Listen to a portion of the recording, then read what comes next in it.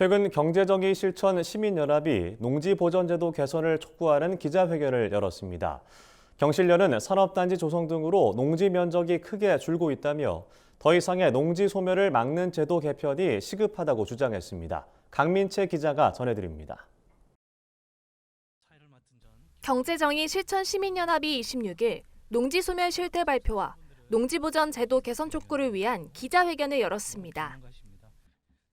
경실련은 해마다 농지가 크게 감소하고 있다며 정부와 지자체가 추진하는 산업단지 개발 등 공공건설 사업이 가속화할 경우 농지 소멸을 막을 방안이 없다고 밝혔습니다.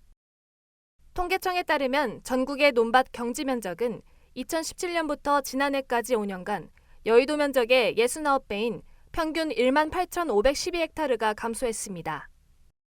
이에 더해 윤석열 정부는 지난 3월 미래 첨단 산업 육성을 위해 총 4,076만 제곱미터 규모의 15개 국가 산업단지를 조성하겠다고 발표한 바 있습니다. 정부가 주도하는 대규모의 산단 조성으로 농지 감소 속도가 더욱 가팔라질 것이라는 게 경실련의 지적입니다. 농지 소멸에 대해서 말씀드리면 결국 다양한 이유로 소멸이 되고 있습니다. 근데 제일 많이 큰 이유가 신도시 개발 같은 경우도 있겠지만 산단 지정이라고 저희는 보았었고요. 경실련은 무분별한 태양광 설치 등에 따른 농업진흥지역 해제도 문제로 삼았습니다. 농림축산식품부와 산림청에 따르면 2017년 5월부터 2022년 4월까지 총 7,739헥타르의 농지에 태양광 시설이 설치된 것으로 나타났습니다. 경실련이 정보 공개 청구를 통해 받은 자료에 따르면 2012년부터 2021년 기준 농업진흥지역 해제 면적은 4만 9,082헥타르로 확인됐습니다. 지역 개발을 위한 규제 완화가 이어지면서 최근 5년간 시도의 농지 전용 규모는 총 8만 5,929헥타르에 달했습니다.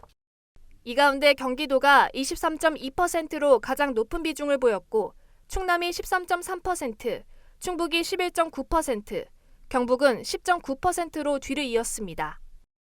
신도시와 같은 주택지 개발과 산업단지가 상당히 많이 차지할 것으로 저희는 판단이 되고 있습니다. 근데 이제 신도시 같은 경우는 과거에는 주택난, 주택 보급률이 70%, 80% 이럴 때는 대규모 개발이 필요하기 때문에 불가피했다 하더라도 지금은 이미 주택 보급률이 100%를 넘었습니다. 근데 정부는 여전히 특별법이라는 형태를 해서 농지 전용을 무분별하게 허용해주는 이 방식을 아직도 고수하고 있다 보니 결국은 이렇게 농지 축소를 막을 수가 없는 거 아닌가라는 생각이 듭니다. 경실련은 대통령과 정부에 농지 소멸 방지 대책을 제시했습니다.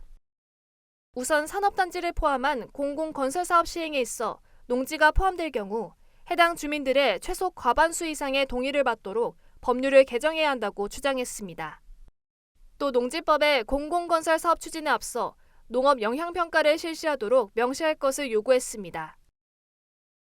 경실련은 농지가 식량 안보와 식량 자급률 제고, 농업 경쟁력 확보 등을 위해 반드시 보존해야 하는 공공자산이라고 강조했습니다. MBS 강민채입니다.